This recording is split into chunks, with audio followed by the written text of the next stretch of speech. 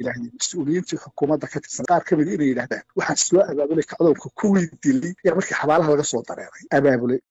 abaabulay oo runtii la odhan karo hadalkadaa iyo hadallo kale oo rag xukuumadda aada ugu dhowdhow oo ka hadlayoo lahaa reer solow maaragtay cidaan idiin furi doonaya idiin raramiyo oo ku hadlayay gacmo sheega ku jira oo la odhan karo xukuumaddu talaxumadii afxuma u dheeraysay dadkii oo afxumaa dheerayd arrintaasaa keentay marka in dhibkani yimaado oo damqashadii kadibna wisiisi baa dhacay oo markii iyagoo dadkii meydkii hore yaallo meyd kale la dhigay dadku way wisiisiyeen way kaceen waana dhib runtii aan arko dadku inay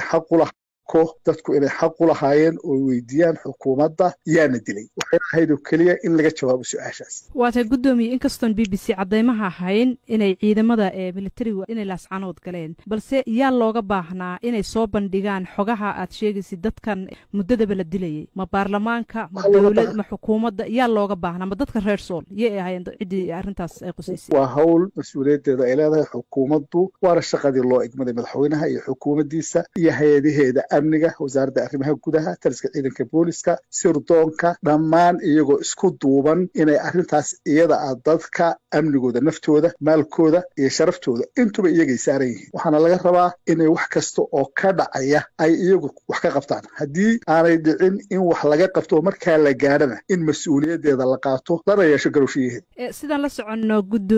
guddoomiyaha golaha shacabka ee baarlamaanka somalilan baa tahay xisbiga mucaaradka ee wadanina waad ka tirsan tahay marka hadalladaadu se uma muuqdaan inaad xukuumadda uun dhaliilaysid maya runtii ma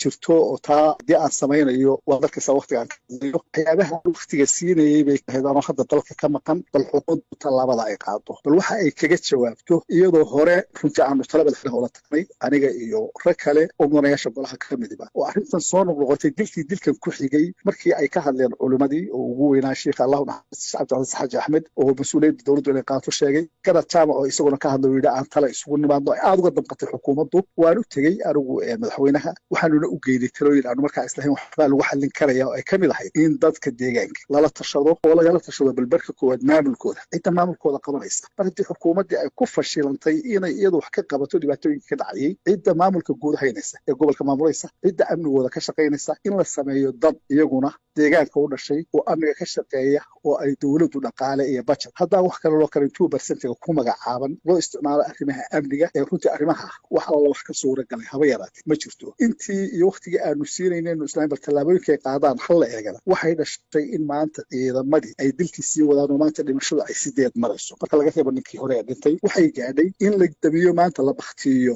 maxaan dhahdaa isgaarsiinta iyo telefoonadii oo nolosha dadka oo dhan ku xiran tahay oo aad og tahay meeshaa lacagta ka shaqaysaa ma jirto dadku waxay isticmaalaan electronic moneyga isticmaalaan oo ay haddana ugu darsatay maanta sida la ii sheegay in labadii duhurnimo korontada la baktiyo iyadoo ay dadkii dhaawaca ahaa iyo dadkii la qalayay iyo kuwa umulayay ee cusbitaalada yaalaan runtii arrimaha noocaas oo kale ah waxaan isleeyahay waa meel ka dhac aad u ballaaran oo ay xukuumaddu samaysay waa tahay adiga guddoomiyaha golaha shacabka baarlamaanka somalilan baa tahay gobolkaasna waad ka soo jeedaa mas-uuliyiinta ugu sarsareeya somalilan baad ka mid tahay maxay tahay marka